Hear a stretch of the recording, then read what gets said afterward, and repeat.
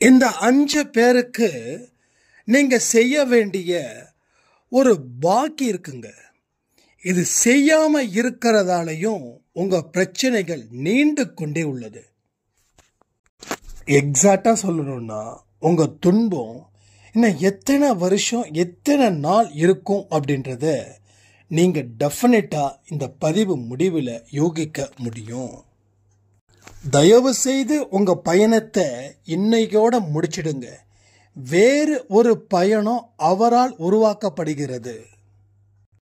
உங்களுக்கு நம்பிக்கை துரோகம் செஞ்சவங்க சந்தோஷமா இருக்காங்களே, உங்களுக்கு எவ்வளவு வேதனையா இருக்குது. இன்னும் 2 படி தான் அவங்களுக்கு. 3வது படி அவர்கள் வீழ்த்தப்படுவார்கள். அதை பார்த்து நீங்க அழத்தான் போறீங்க. ஏன்னா கடவுள் நல்லவங்களை எந்த காரணத்தை கொண்டும் சோதிக்கவே மாட்டார். கடவுளுடைய கணக்கு, கர்மாவுடைய கணக்கு, வாழ்க்கையின் கணக்கு, இந்த 3 கணக்கையும் இந்த பதிவு உங்களுக்கு முழு மனதோடு கற்றுக் கொடுக்க போகிறது.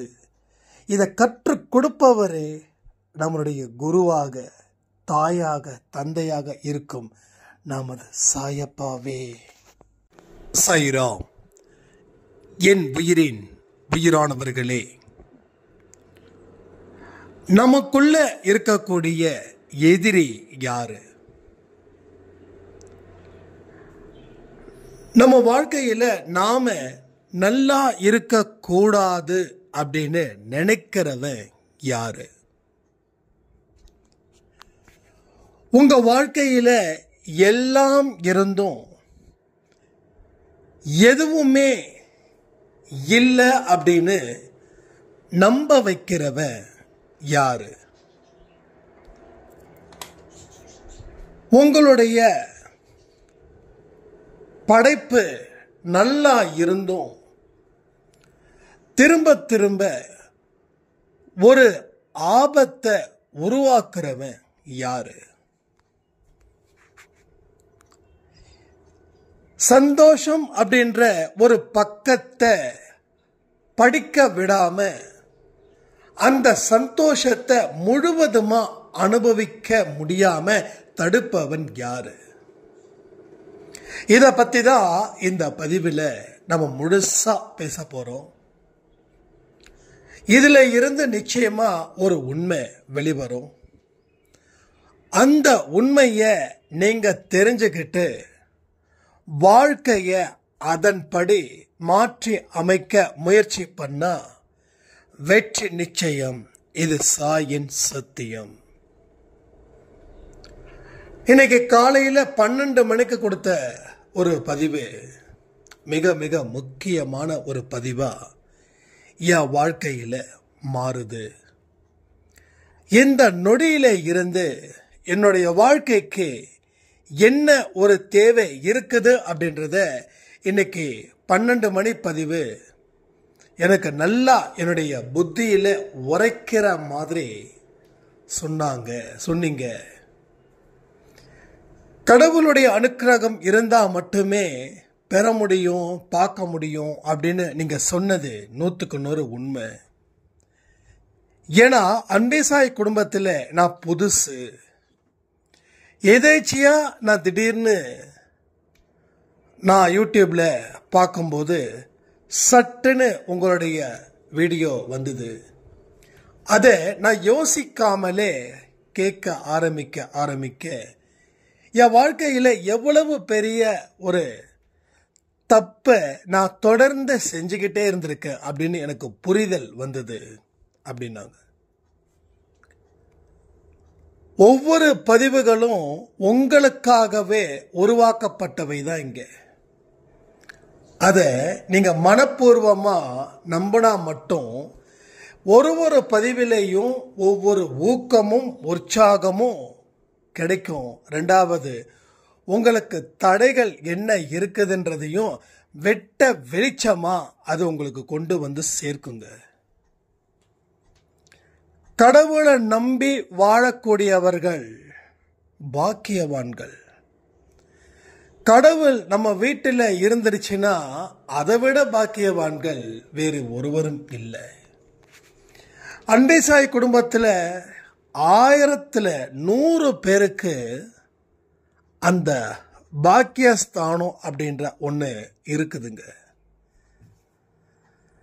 இன்னும் நம்மளுடைய ரேஷியோ அதிகமாக வரணும் அப்படின்னு நான் விரும்புகிறேன். ஏன்னா இங்கே பல தடைகளை தாண்டி தான் இந்த இடத்துக்கு வந்திருக்கோம். எந்த இடத்துக்கு? இந்த விஷயத்தை கேட்கறதுக்கும் அதை நிறைவேற்றணும் அப்படின்ற ஒரு எண்ணம் நம்ம கிட்ட வருது பார்த்தீங்கல்ல, அதுக்கும். இல்லைன்னா இந்த இடத்துக்கு கூட வந்திருக்க முடியாது. மற்ற மனிதர்களோட மனிதர்களாக நம்ம வாழ்ந்திருப்போம். நம்ம பிரச்சனைக்கு ஜாதகம் காரணம், ஜோசியம் காரணம். இன்னும் 7.5 வருஷத்துக்கு எதுவுமே செய்ய முடியாது, அதனால அமைதியா இரு. இந்த நிமிஷம் உன் வாழ்க்கையில ஒரு மோசமான பாதையை தான் உருவாக்கும்னு நாம நம்பணும். ஆனா அதை எல்லாத்தையும் பின்னுக்கு தள்ளி வச்சு முன்னுக்கு சாயப்பாவை உட்கார வச்சு நாம வெற்றி நட போடுறோம் அப்படின்னா இந்த இடத்துக்கு வந்ததே ஒரு பெரிய விஷயம் தானே. கடவுளுக்கு நன்றிகள் சொல்லலாமா? நாம நன்றிகள் சொல்றதில் அதிகமா இருக்கணும். ஏன்னா இன்னைக்கு நான் மெடிடேட் பண்ணும்போது ஏதாவது ஒரு வார்த்தைகள் வந்துகிட்டே இருக்கும். தொடர்ந்து அந்த நன்றி நன்றி நன்றின்ற ஒரு வார்த்தை எல்லோ கலர் பேக்ரவுண்டில் ஒரு பிளாக் லெட்டர்ஸ்ல வந்தது. அப்போ நன்றி, என்ன நன்றி, எதுக்கு நன்றி அப்படின்னு நீங்க யோசிச்சு பாருங்களேன். நாம மெடிடேஷன் பண்றோம், திடீர்னு பாத்தீங்கன்னா நன்றி வருது. எதுக்கு நன்றி? இப்போ இந்த பதிவை சொல்ல சொல்ல அந்த மெடிடேஷன்ல வந்திருக்கக்கூடிய வார்த்தையை இங்க நான் கொண்டு வந்து சேர்க்கிறார் பார்த்தீங்களா சாயப்பா. ஏன் அப்படின்னா, நீ எல்லாருக்கும் நன்றி உள்ளவனா இரு. உன்னை படைச்ச கடவுளுக்கு நன்றி உள்ளவனா இரு. உன்னுடைய பெற்றோருக்கு நன்றி உள்ளவனா இரு. உன்னுடைய சகோதர சகோதரிக்கு நன்றி உள்ளவனா இரு. உன்னை வாழ வைக்கிற குருவுக்கு நன்றி உள்ளவனா இரு. நீ உதவி செய்தவருக்கு நன்றி உள்ளவனா இரு. ஆக மொத்தம் நீ நன்றி உள்ளவனாக மட்டும் இரு. உன்னுடைய வாழ்க்கையே ஒரு நந்தவனத்தில் இருக்கிறது போல நான் உன் வாழ்க்கைய அழகாக வைப்பேன். ஒரு நந்தவனம் எப்படி இருக்கும்? நந்தவனத்தில் இருக்கக்கூடிய பூக்கள், அந்த பூக்களுடைய வாசனைகள் எவ்வளவு கண்ணுக்கு குளிர்ச்சியா இருக்கும் தெரியுங்களா? ஒரு வறண்ட இடத்தை பார்க்கும்போது இருக்கக்கூடிய மனநிலை, ஒரு நந்தவனத்தில் இருக்கிற பூக்களை பார்க்கறதும் அதனுடைய வாசனையை நுகர்வதும் இருக்கக்கூடிய மனநிலை எப்படி இருக்கும்? அது மாதிரி நன்றி உள்ளவனாக இரு. அதுதான் நான் காலையில் மெடிடேஷன் பண்ணதுக்கு உண்டான ஒரு செய்தி. நாம நன்றி உள்ளவனா இருக்கலாமா? யாரா இருக்கலாம்? இருக்கணும். நம்ம கடவுளுக்கு, படைச்ச கடவுளுக்கு முதல் நன்றி. கமெண்ட் பண்ணுங்க, நான் சொல்றதை அப்படியே பண்ணுங்க, சும்மாலாம் உங்களை விடுற மாதிரிலாம் இல்லை. படைத்த கடவுளுக்கு நன்றி. 2வது பெற்றோர்களுக்கு நன்றி. 3வது குரு ஸ்தானத்தில், அதாவது நம்மளை யாரெல்லாம் வழி நடத்துனாங்களோ அவங்களுக்கு நன்றி. சகோதர சகோதரிகளுக்கு நன்றி. நம்ம வாழ்க்கையில் நமக்காக கஷ்டப்பட்ட மனிதர்கள் இருப்பாங்கல்ல, அவர்களுக்கு நன்றி. இந்த 5 பேருக்கு நன்றிகளை இந்த நிமிஷம் இந்த கமெண்ட் மூலமா தெரிவிச்சிடுங்க.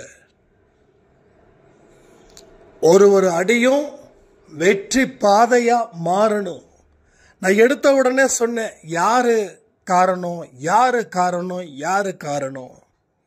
அந்த பாயிண்ட்டுக்கு வர்றதுக்கு முன்னாடி இதையெல்லாம் நாம மனசளவில் கொண்டு வரணும், கொண்டாட்டத்தோடு இருக்கணும். இங்க உங்க பிரச்சனைகள் முடிவுக்கு வருது அப்படின்றதுல நீங்க இப்போ தீர்மானமா இருங்க.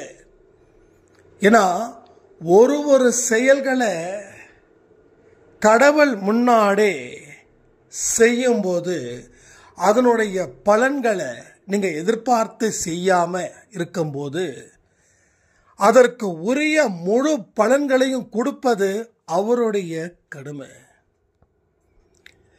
கடவுளை நமக்காக வேலை செய்ய வைக்கலாமா?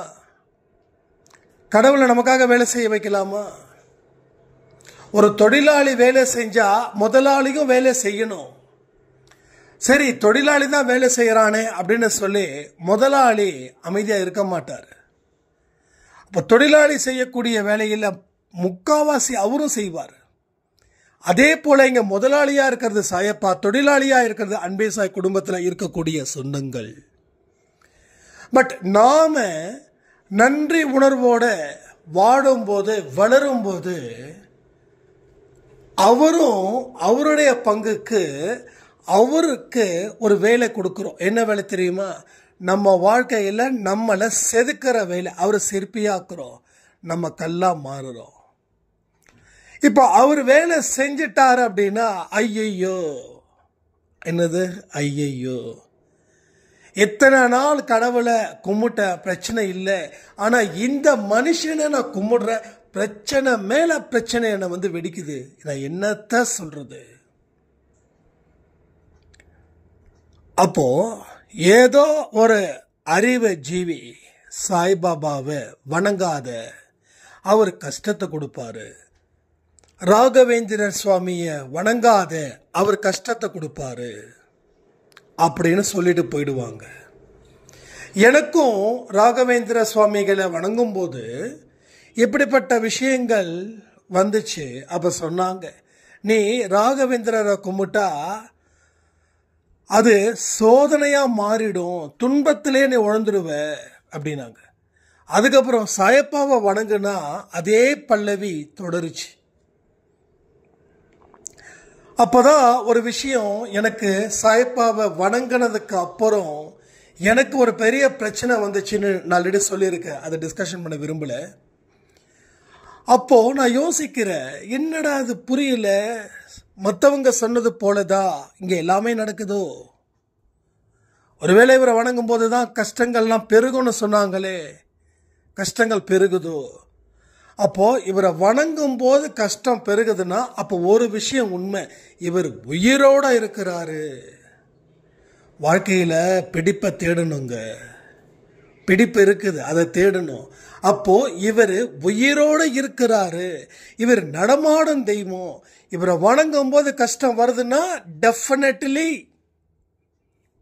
டெஃபினெட்லி இவர் நம்ம கூட இருக்கிறாரு அப்படின்ற ஒரு ஆன்மீக அறிவு எனக்குள்ள இருந்துச்சு. ரைட்டா? ஆன்மீக அறிவு. அப்போ அவர் இருக்கிறார் அப்படின்னும் போது ஒரு நம்பிக்கை வருதா இல்லையா? அப்போ அவரை வணங்கும் போது கஷ்டம் ஏன் வருதுன்னா, இப்ப நான் சொன்ன பாத்தீங்கல்ல, நன்றி உணர்வோட ஒரு அடியையும் எடுத்து வைக்கும் போது அவர் நமக்காக வேலை செய்ய ஆரம்பிச்சிடுவாருன்னு. சரி, எப்படி வேலை செய்ய ஆரம்பிப்பாரு?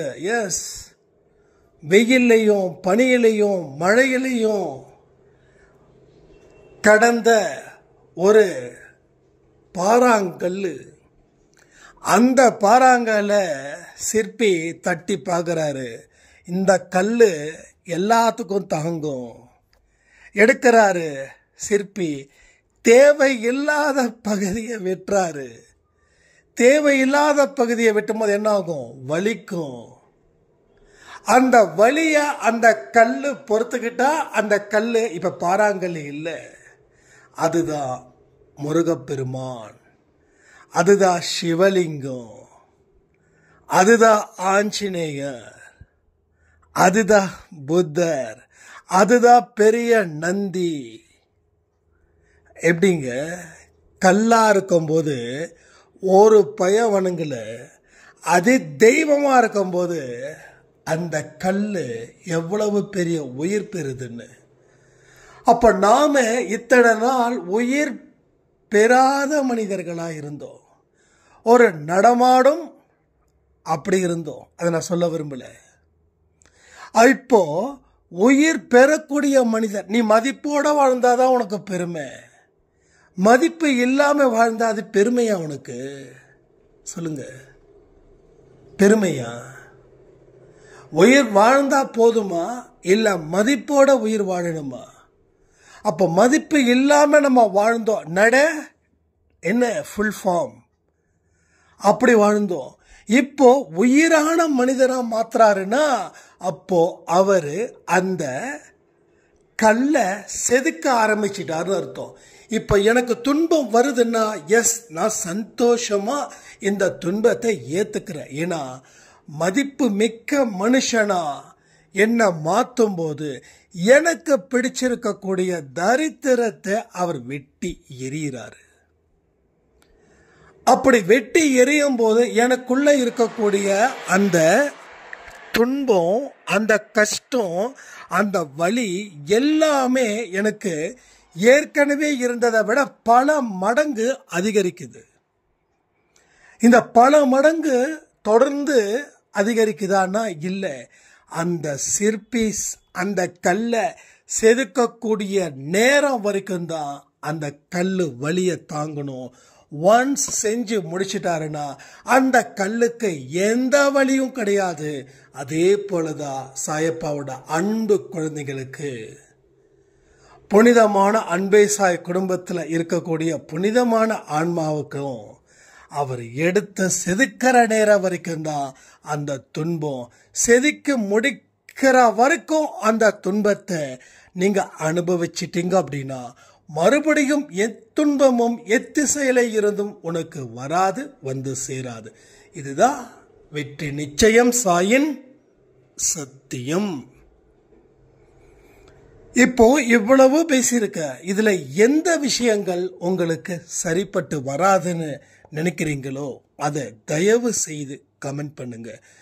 அமைதியா மட்டும் இருக்காதீங்க ப்ளீஸ். என்னைக்குமே அமைதியா இருக்காதீங்க. நீங்க வாழணுன்ற ஒரு தாட்ல தான் அன்பே சாய் குடும்பத்துக்குள்ள நீங்க வந்திருக்கீங்க. உங்க வயதை பத்தியோ இல்ல உங்க அந்தஸ்தை பத்தியோ எதை பத்தி கவலைப்பட வேண்டாம். ஒன்னே ஒன்று சொல்றேன், நல்லா கேட்டுக்கோங்க. நீங்க எப்பேற்பட்ட ஆள் தெரியுமா? சக்தி வாய்ந்த ஒரு மனிதன், சக்தி வாய்ந்தவர் நீங்க. இன்னைக்கு ஒரு 4-5 விஷயங்கள் சட்டுன்னு தோணுச்சு மைண்டுக்குள்ள. அதுதான் இன்னைக்கு நம்ம அன்பே சாயில யூடியூப் கம்யூனிட்டியில நம்ம அந்த போஸ்ட் போட்டோம். நீங்க எப்படிப்பட்டவங்களா இருக்கீங்கன்றத தெரியாம நீங்க வாழக்கூடாதுன்னு. ஏன்னா அப்பப்போ நிறைய விஷயங்கள் சாயப்பா என்னுடைய மனதில் பேசும்போது அந்த வார்த்தைகளை சட்டுன்னு கம்யூனிட்டி போஸ்டில் போட்டுடலாம் அப்படின்னு நான் நினைக்கிறேன். ஏன்னா அவர் எந்த நேரத்தில் எந்த விஷயத்தை கருத்தை உள்ள கொண்டு வராருன்னு நமக்கு தெரியாது. பட் அது வெரி பவர்ஃபுல் வேர்டு. அந்த பவர்ஃபுல் வார்த்தை எனக்கானதா இல்லை, நம்ம குடும்பத்துக்கானது. எனக்கானது இல்லை, நம்ம குடும்பத்துக்கு ஆன ஒரு அருமையான கல்வெட்டுகள் பொறிக்கப்படக்கூடிய வார்த்தைகள். அதை புரிஞ்சுக்கணும். கல்வெட்டில் பொறிக்கப்படக்கூடிய வார்த்தைகள். ஏன்னா இந்த வார்த்தைகளுக்கு சொந்தம் கடவுள் சத்தியமா நான் இல்லை. அப்ப எனக்குள்ள அவர் பேசும்போது, எனக்குள்ள ஒரு கருத்து பரிமாற்றத்தை அவர் கொடுக்கும் போது அதை நான் உங்களுக்கு வெளிப்படுத்த வேண்டிய ஒரு கட்டாயத்தில், ஒரு சந்தோஷத்தில் நான் இருக்கேன். அதற்காக தான் அது.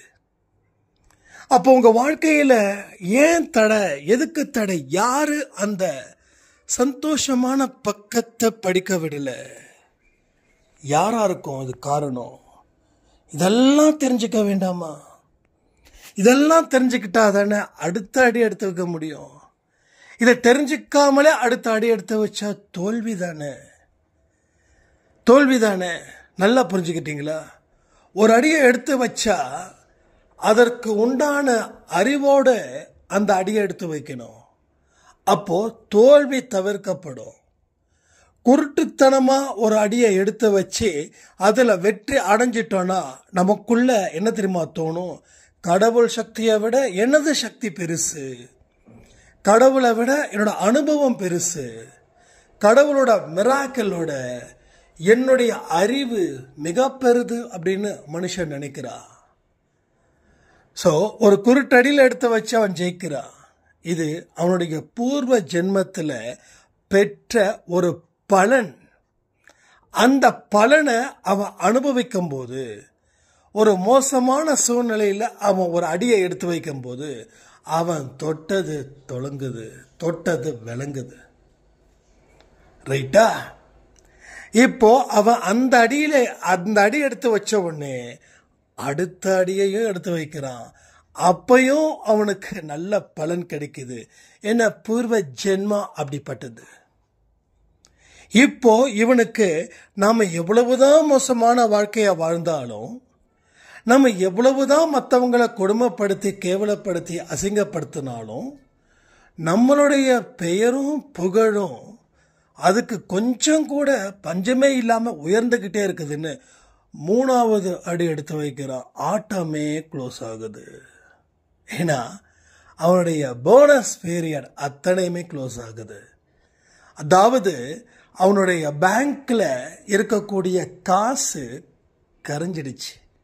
இப்போ அடுத்த வேளை சாப்பாட்டுக்கு நீ பணம் இருந்தாதான். அப்போ பணத்தை பெற முடியாது. பணத்தை கொடுக்க ஒருவனும் இல்லை. ஏன்னா நீ எவனுக்கும் எந்த உதவியும் செய்யல. அதனால உனக்கு எதுவும் கிடைக்கல. நீ நிறைய பேருக்கு தானம் கொடுத்தா உனக்கு தானம் வந்து சேரும். ஆனா நீ தானம் கொடுக்காத அளவுக்கு உன் மனசு கல்லா இருந்தது. தானம் கேட்டு வந்தவனை நீ கேவலப்படுத்தின. இனி நீ எங்க தானம் கேட்டு போறியோ அங்கேயும் உன்னை கேவலப்படுத்துவாங்க. அப்ப நீ உழைக்கணும். சரி, உழைக்கிறதுக்கு வேலை வேணுமே. அந்த வேலை யாரு கொடுப்பா? ஏன்னா வேலையும் அடுத்தவங்க கொடுக்க முடியாத அளவுல நீ எல்லாரையுமே நோக்கடிச்ச. இப்போ உனக்கு வேலையும் கிடையாது, அதன் மூலமா வருமானமும் இல்லை. இப்ப தானமும் பெற முடியாது, அதன் மூலமாகவும் உன் வாழ்க்கைய வாழ்வதற்கு உண்டான தகுதியையும் நீ இழந்துட்ட. இதெல்லாம் நம்ம வாழ்க்கையில நடக்குது. இதெல்லாம் வாழ்க்கையில நடக்குது. நம்ம என்ன நினைக்கிறோம்? ஒரு மோசமானவன் வாழ்றான்னு நினைக்கிறோம். நல்லவன் என்னால வாழ முடியலன்னு நினைக்கிறோம். ஆதங்கம் சரி.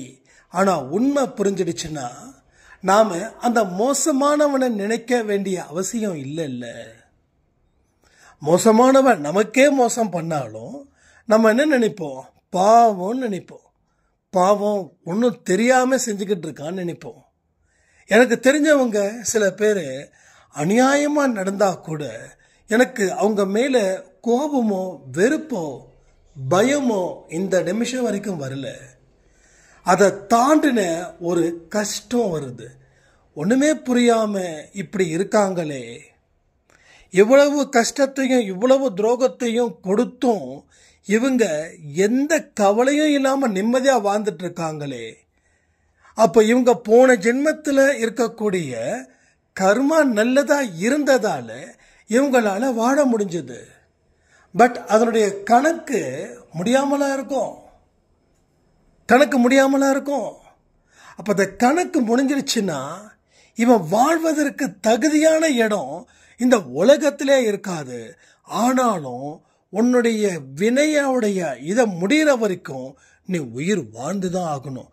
அப்போ அந்த உயிர் வாழக்கூடிய நாட்கள் அவங்க படக்கூடிய துன்பத்தை நினைச்சு பார்க்கும்போது உண்மையிலே சொல்ற என்னுடைய கண்ணுல இருந்து கண்ணீர் கொட்டுகின்றது. இது உண்மை.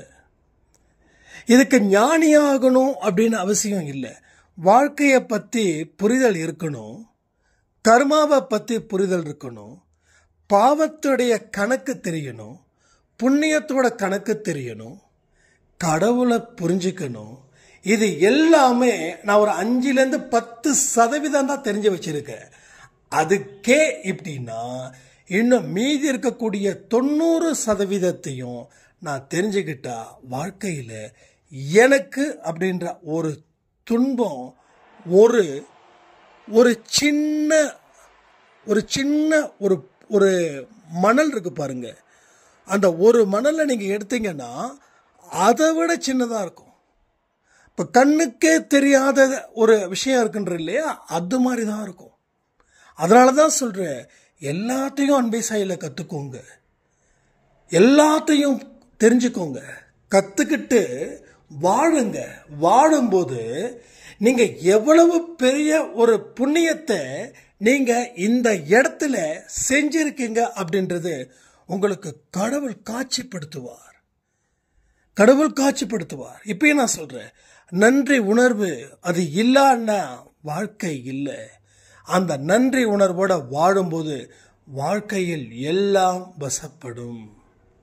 வாழ்க்கையில் உங்களுக்கு ஏற்பட்ட இழப்புகள்னு ஒன்று இன்னைக்கு இருக்குது. இது என்னைக்காவது குறைஞ்சிருக்கா சொல்லுங்க? ஏன் குறையலன்னா, வாழ்க்கையை பத்தி புரிதல் அடுத்த அடி, வாழ்க்கையை பத்தி புரிதல் இல்லாம நீங்க ஒரு அடியும் எடுத்து வைக்கிறதால இழப்புகள் தொடருது, இல்ல இழப்புகள் அப்படியே நிக்குது. அதனால பெறப்போவதும் பெறுவதற்கு உண்டான அறிகுறியும் இங்கே இல்லவே இல்லை. அப்போ நம்மளுடைய மனசுல அந்த சந்தோஷத்தை கெடுத்தது யாருன்னா நான் தான். உங்க வாழ்க்கையில உங்க தடையை ஏற்படுத்தினது யாருன்னா அது நீங்க தான். உங்க சந்தோஷத்தை தடுத்தது நீங்க. உங்க சந்தோஷம் அப்படின்ற பக்கத்தை படிக்காதது நீங்க. எவ்வளவுதான் நீங்க நிம்மதியா இருக்கணுமோ அத்தனையும் தடை செய்யறதும் அந்த நிம்மதியை மோசமாக்குறதும் நீங்க தான். அடிப்படை காரணம் ஒன்னே ஒண்ணுதான், அதுதான் மனசு. அந்த மனசுக்குள்ள இது சரி அப்படின்னா அது சரி, இது தப்புன்னா அது தப்பு. என்னால இதுல இருந்து மேல முடியும் அப்படின்னு நினைச்சா 100க்கு 100 அப்படியே நடக்கும். என்னால இந்த 100% இல்ல 10% கூட மேல முடியாது அப்படின்னு நினைச்சா எஸ் அப்படியே நடக்கும். நம்ம வார்த்தைகளை எவ்வளவு தூரம் எதை அதிகமா பயன்படுத்துறோமோ அதுதான் மைண்டு. நீங்க எதை அதிகமா பயன்படுத்துறீங்க? நல்ல வார்த்தைகளா இல்ல மோசமான வார்த்தைகளா? இத பத்தி நாம நிறைய பேசியிருக்கோம், எக்கச்சக்கமா பேசியிருக்கோம், பேசாததே இல்லை. எதுக்கும் ஒரு லாஸ்ட் ஒரு அன்பே சாயிலிருந்து ஒரு 20 ஆடியோவை கேட்டு பாருங்க. மனசை பத்தி நிறைய நிறைய நிறைய பேசியிருக்கோம். ஸோ எல்லாத்துக்கும் அடிப்படையா, எல்லாத்துக்கும் அரசனா இருக்கிறதும், எல்லாத்துக்கும் பிச்சைக்காரத்தனமா இருக்கிறதும் அந்த மனசு மட்டும்தான். முடியும் அப்படின்னு நினைச்சா நமக்கு 10 கை, முடியாதுன்னு நினைச்சா நமக்கு கைகளே இல்லை. முடியும்னு நினைச்சா பொருள் வந்து சேரும், முடியாதுன்னு நினைச்சா இருக்கிற பொருளும் நம்மளை விட்டு போகும். அப்போ மனசுக்குள்ள இத்தனை நிமிஷம் பேசியிருக்கனே, அத உங்களுக்கு ஆழமா பதிய வைக்க முயற்சிகள் செய்தா கண்டிப்பா இதுல இருந்து ஒரு பாடம், ஒரு புரிதல் உங்களுக்கு வந்தே சேரும். அப்ப இதுல இருந்து மீள்வதற்கு உங்களுக்கு நல்ல வாய்ப்புகளாகவும் இந்த பதிவு அமையும். கடவுளுடைய சித்தத்தின்படி நம்ம வாழணும் அப்படின்னு நம்ம நினைக்கிறோம், அப்படிதான் நம்ம நினைச்சுக்கிட்டு இருக்கோம். ஆனா கடவுளின் சித்தத்தின் படி இங்க நாம 10% கூட செயல்படல. 90% நம்மளுடைய சித்தத்தின்படி, நமது விருப்பத்தின்படி தான் இங்க பயணமே இருக்குது. கடவுள் சொல்றாரு, இந்த பயணம் வேண்டாம், இதுல நிறைய பாவங்கள் இருக்கு, இதனால நிறைய பேர் பாதிக்கப்பட்டிருக்காங்க, பாதிக்கப்படுவாங்க. இந்த பயணத்தை இதோட முடிச்சிடு, நான் வேற ஒரு பயணத்தை உனக்காக கொடுக்கிறேன்னு சொல்றாரு.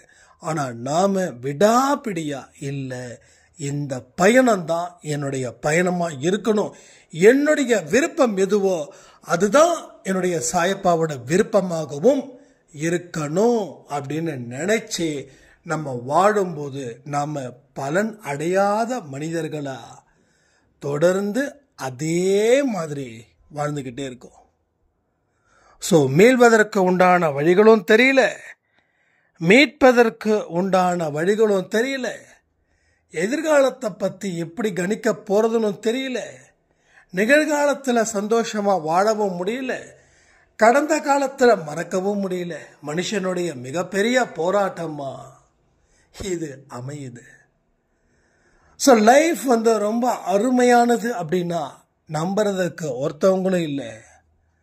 ஆனால் லைஃப் அப்படின்னா ஒரு தரித்திரம் பிடிச்சது, ஒரு மோசமானது, ஒரு துன்பத்தை தருதுன்னா நம்புறதுக்கு பலாயிரம் கோடி மக்கள் இருக்காங்க. ஏன் தெரியுமா? எல்லாரும் அவங்கவுங்க வழியில தான் போறாங்களே தவிர கடவுளோட வழியில போறவங்கள யாரும் இந்த வார்த்தைகளை சொல்லவே மாட்டாங்க. இப்ப நான் உங்ககிட்ட சொல்லுறேன் அப்படின்னா நான் சொல்லிதான் ஆகணும், நான் புரிய வைக்கணும்.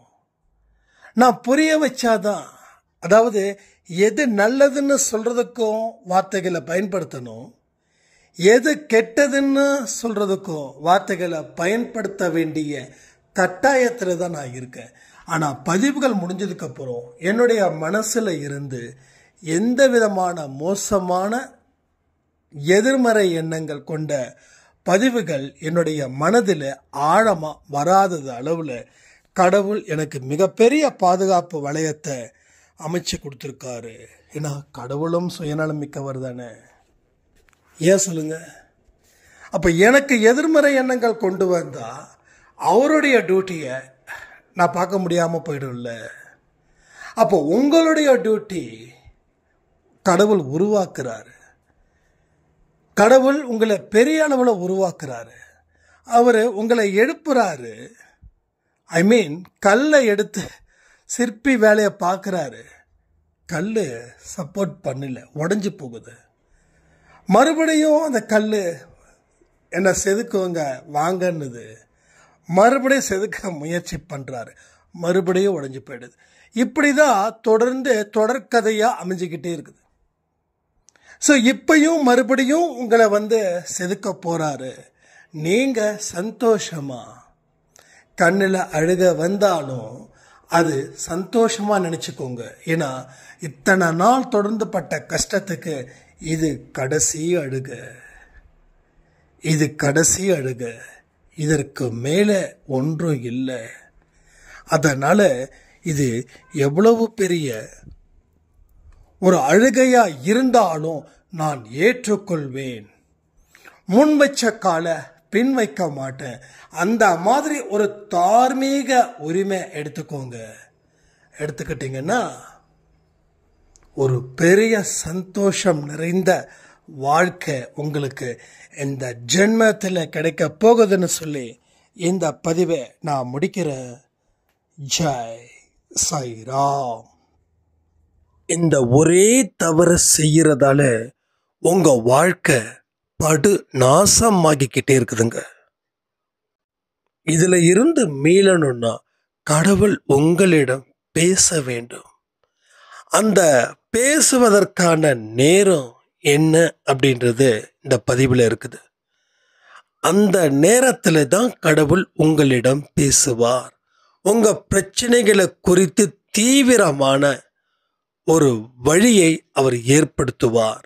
அந்த பிரச்சனையோட தீவிரங்கள் குறையும், வாழ்க்கையில் சந்தோஷம் அதிகரிக்கும்.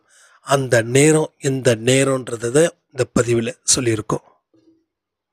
உங்கள் கணவருடைய சந்தோஷம் முக்கியம், உங்கள் குழந்தைங்க சந்தோஷம் முக்கியம், என்னுடைய சந்தோஷம் முக்கியம் இல்லை அப்படின்னு நீங்கள் முடிவு பண்ணிட்டீங்கன்னா உங்கள் வாழ்க்கை நரகத்தில் ஒரு நிமிடமும் எழுதக்கிட்டே இருப்பாங்க. கடவுள் எழுதிக்கிட்டே இருப்பாங்க. அப்போ உங்கள் சந்தோஷமும் முக்கியம் அப்படின்ற ஒரு உண்மையான ஒரு வார்த்தைகள் இந்த பதிவில் இருக்குது. அப்போ உங்களுடைய வாழ்க்கையில் நீங்கள் இனி எந்த மாதிரியான பொறுப்புகளை ஏற்றுக்கொள்ள வேண்டும், உங்கள் மனதை எந்த இடத்துல நிறுத்தணும், செய்யக்கூடியதை எது, செய்யக்கூடாதது எது, எல்லாமே இந்த பதிவில் இருக்குங்க. பொறுமையாக கேளுங்க, அவசரம் இல்லை. வாழ்க்கையில் அத்தனையும் தொலைச்சிட்டோம். இப்போ இருக்கிறதையும் தொலைச்சிடுவோம். இதே வேகத்தில் போனோம் அப்படின்னா புரிஞ்சுக்கோங்க, வாழ்க்கையை வாழ்வதற்காக தான் இது.